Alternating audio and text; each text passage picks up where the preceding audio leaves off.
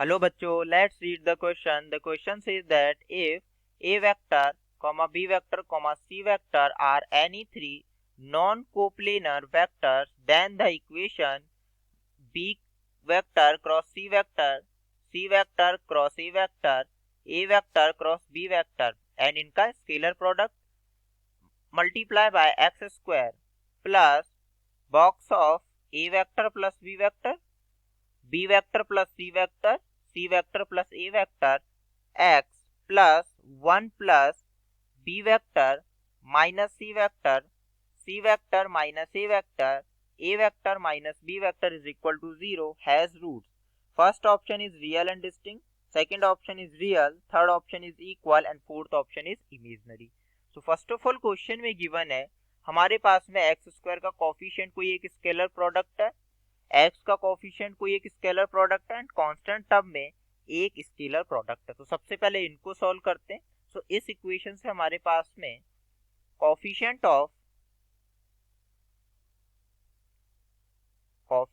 Of x square कितना है. Coefficient of x square हमारे पास में है B vector cross C vector cross A vector cross B vector and that is equal to, ये हमारे पास क्या प्रॉपर्टी होती है. तो अगर हमारे पास में कोई भी वेक्टर इस तरह साइक्लिक ऑर्डर में गिवन है और उनका स्केलर प्रोडक्ट पूछा है तो वो उसी ऑर्डर में क्या होते हैं, स्क्वायर के इक्वल होते हैं. So that is B vector C vector A vector and ये कितना हो जाएगा, इसका स्क्वायर हो जाएगा. सो अगर हम इसको देखें तो यहां से ये हमारे पास में कितना हो सकता है, ये हमारे पास में A vector B vector C vector के स्क्वायर के इक्वल हो जाएगा. बिकॉज अगर पोजीशन चेंज करते हैं तो अगर वन टाइम किसी भी वेक्टर की पोजीशन चेंज करें so that will be minus sign add हो जाएगा और यहाँ पर हम क्योंकि ए की दो बार पोजीशन चेंज कर रहे हैं तो दो बार माइनस साइन आएगा और माइनस इंटू माइनस प्लस. तो ये कितना होगा, ए बी सी वेक्टर का स्केलर प्रोडक्ट का स्क्वायर. तो इसी तरह से कोफिशिएंट ऑफ एक्स, तो कोफिशिएंट ऑफ एक्स ये कितना हो जाएगा, ये हमारे पास में A vector plus B vector plus C vector plus A vector and इसको क्योंकि ये भी हमारे पास में प्रॉपर्टी होती है तो ये कितना होता है twice of A vector B vector C vector, क्योंकि ये इसी ऑर्डर में गिवन है. अब इसी तरह से कांस्टेंट टर्म के लिए देखते हैं. कांस्टेंट टर्म को अगर हम देखें तो कांस्टेंट टर्म ये कितना गिवन है, ये गिवन है 1 plus box of B vector minus C vector minus A vector minus B vector.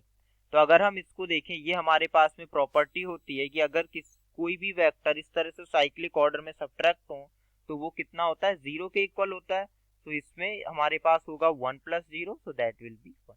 तो यहाँ पे हम A vector B vector C vector के स्केलर प्रोडक्ट को लेट से अल्फा मान लेते हैं. So let box of A vector B vector C vector is equal to alpha.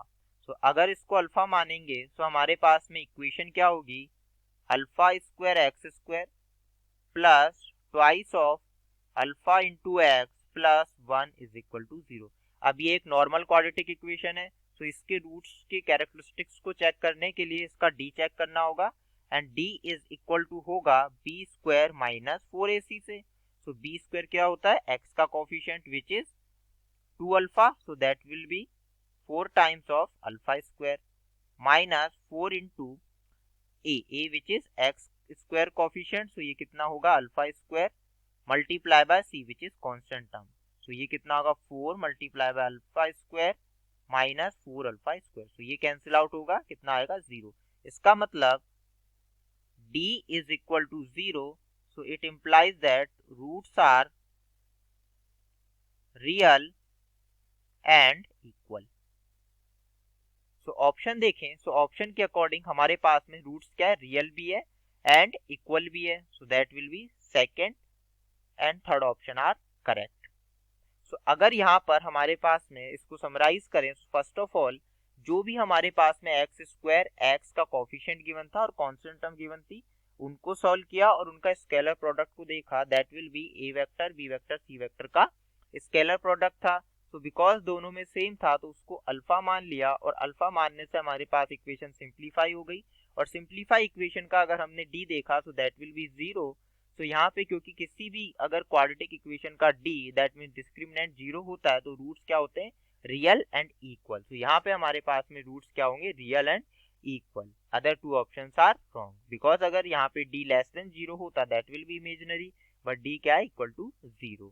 And इसी तरह से अगर रियल एंड डिस्टिंक्ट होता अगर हमारे पास डी ग्रेटर देन 0 होता, बट यहाँ पे डी तो इक्वल टू 0 है, so that will be real and equal roots are correct. So that is the correct answer. I hope you understood it well. Thank you.